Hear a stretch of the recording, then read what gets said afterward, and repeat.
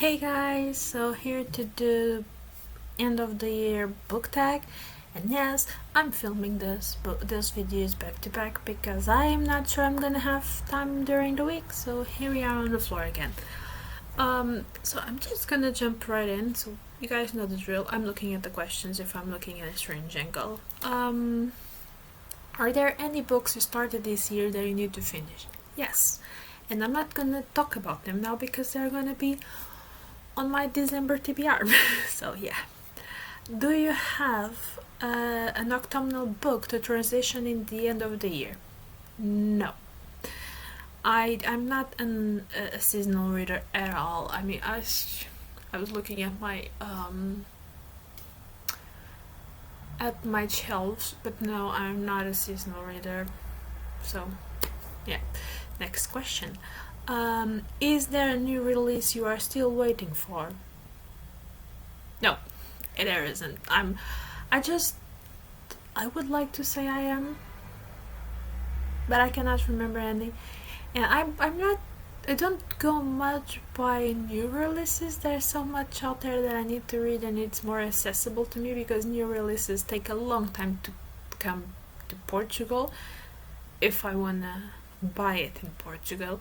If not, I have to use Book Depository if it's an English book, or have to wait it for be translated at least in English. It's usually faster, so no.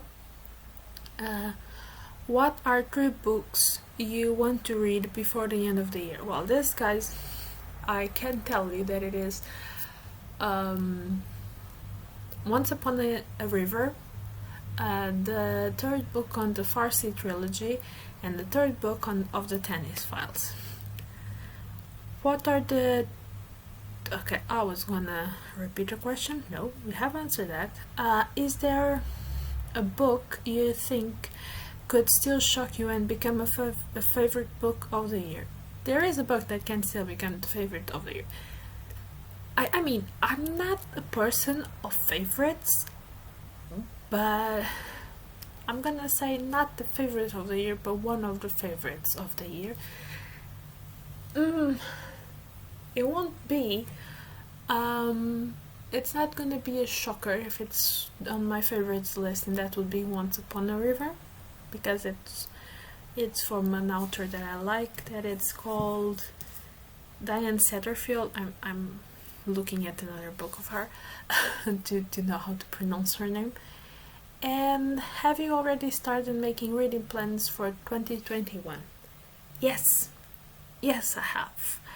I have many plans for that.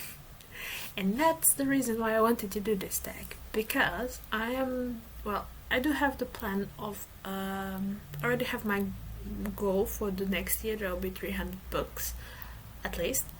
I do plan to read more manga and starting talking about it here on the channel, especially I was gonna say the good manga, but what I think it is the good manga. There is a manga, it is a thing that it's very juvenile, it is very marketed towards the younger people.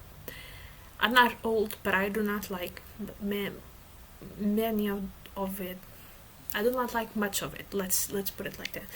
It was an obsession when I was a little bit younger. Now as I grow older and know more about it, my tastes have changed. What I basically wanted to do with this is to create a series about manga that I think that would appeal to other readers, like adult readers, people that might not like manga, or might not have experienced manga when they were on their teens.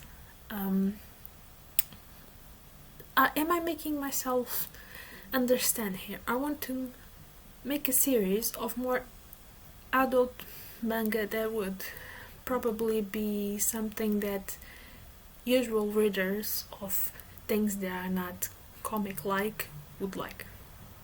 I'm not gonna, for some reason it's being really hard to explain this without being somewhat offensive because it's totally not a thing. Totally not being trying to be offensive, but I think you guys got the idea. I also have plans to read more Portuguese fiction and non-fiction and actually talk about it and tell you guys about it. So I had some requests to talk about more the Portuguese authors and Portuguese books, and I do want to try it, especially the books that I know that are already translated in English, so you guys can more or less know what you guys have translated. So that's gonna be fun. That's gonna mean some research too. And I do have a plan to read, I'm not gonna say all, but a good portion of the translated of the books. Okay, let my brain fully get into English because this is gonna be a little bit awkward. On my library there is the books, the fiction books are divided by country, and there is at least, I think it's 5 or 4 bookcases that are England. Yes, they are about England. There is a little bit of Ireland. I'm gonna just include all of those as UK books. They are in Portuguese, but they are books from the UK. And my goal is to read quite a bit of those books, like going shelf by shelf. I'm not sure if you guys want to follow me on this adventure that I'm gonna set myself in. I'm gonna have rules for myself, and I'm gonna like take note of the books on each shelf and find the best way to read them and read the most books on that shelf before I have to pass to the other.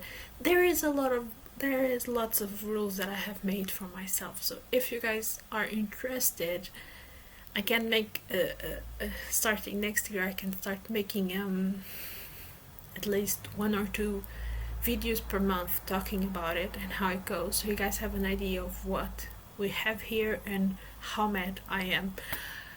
So yeah, do let me know in the comments if that's something you want more information about.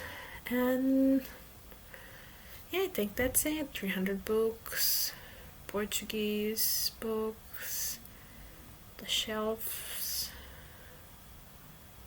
Oh, I also want to finish some fantasy series, and I have plans to read a little bit more non-fiction.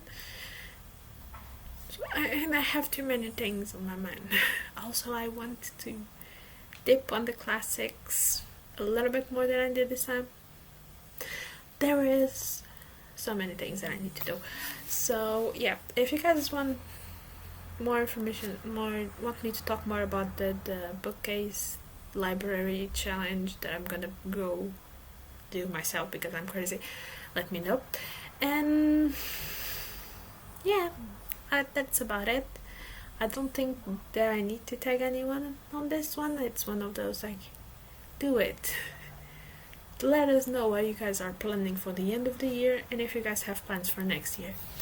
And I'm gonna finish this now. Bye bye.